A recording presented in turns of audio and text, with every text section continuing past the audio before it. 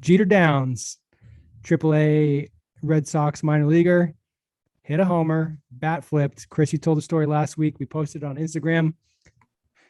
The comments are making me kind of sad, making me feel old. Is this what you wanted to talk about? No, oddly enough, no, but I'm going to talk about it. Okay, go. The basic premise here is the dude's hitting 203 and he pimped a homer. So on Instagram, the question was, how high does your batting average need to be for you to back out of the box and flip your bat like you're the man? I think somebody mentioned Tatis to me the other day, talking about pimp jobs. He's so cool. And I went, he's got 30 homers at the break. He's the best player on the planet right now. That homers, like, criteria for bat flips, to me, this is we're blurring the line between being humble and having fun. And I think this is making it about you versus, like, I would much rather see the team hype you up versus you hype yourself up. It's not like the whole thing about you want somebody else to talk good about you versus talking good about yourself. Like, if it's a moment homer, if it's a moment, like a go ahead homer, a walk off homer. At some point, the transition happened from, it was a celebration. It was as you said, a moment, to it became a battle of look at me, look at me, look at me. Right. At some point, exactly, that transition happened. And now the line is blurred as to whether it's a look at me moment. And I don't have a problem with people that actually like it and say it's entertaining. I really don't. And all you're doing is bringing attention to the fact that you hit a homer. But you've also now brought attention to the fact that you're hitting 200, which that ain't it, dude. You ain't it. And the problem is the game is kind of promoting that stuff and people's social media accounts and all that stuff. So look, it is what it is. And this is to kind of talk about what you said, Bob. You feel old. Maybe we're wrong. Maybe we're just wrong. Maybe it's cooler to create a moment in time that will create a highlight than actually being good. I think it's ridiculous, but I want to talk about the emotional aspect of it. So Jose Bautista's bat flip is like I feel like that's the threshold moment, the tipping point of bat flips.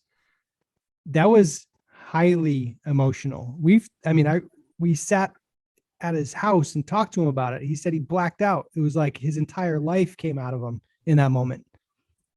The inning itself was insane. It was an elimination game in the playoffs.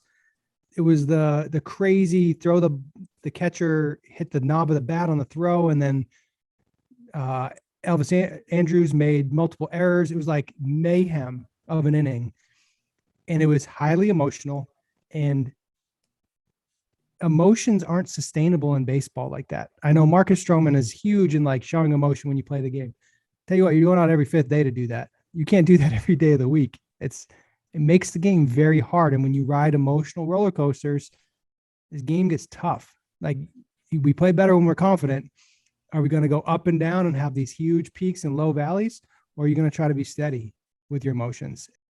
I'm going to do a quick analogy. I got to do some math real quick. Hopefully this resonates with people. If you were to run a marathon on a track, it would be almost 105 laps, right? The baseball season is a marathon, 105 laps. Pimping a homer in July that doesn't mean anything is like going to lap number 52, sprinting 100 meters and celebrating like you won. But I need to understand what the purpose is. It's like you're at lap 50 and you're like, I'm going to win this 100-yard dash, one at bat. I'm going to celebrate it like it's the best thing. Like, is that the derivative? Is that what is that your definition of fun in baseball, is hitting a homer and like winning a moment's cool. It's fun to hit homers, but do you have to flaunt it? I don't know. Patrick said something last night that made sense. The confidence aspect of it. And that part I'll buy. The confidence when you put your head at night and you feel like you're going to have success the next day or not. I don't know about that. But I'll buy it. If you tell me that you need this to be confident, then okay, fine. The issue to me is if we have to go find, I don't know where the confidence or the motivation comes from.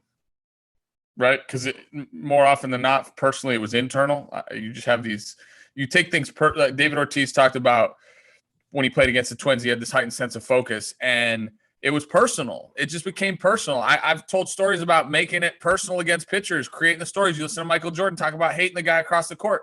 It's got to be personal to you, because that's the only way you can excel in perpetuity. Any given moment in time, it's, I don't know. I don't know, man. I don't know. I think I'm just old, and I shouldn't talk about it anymore. When the moment calls for cool stuff, do whatever you want. Take your pants off at home plate. I don't care. If the moment calls for it, do it.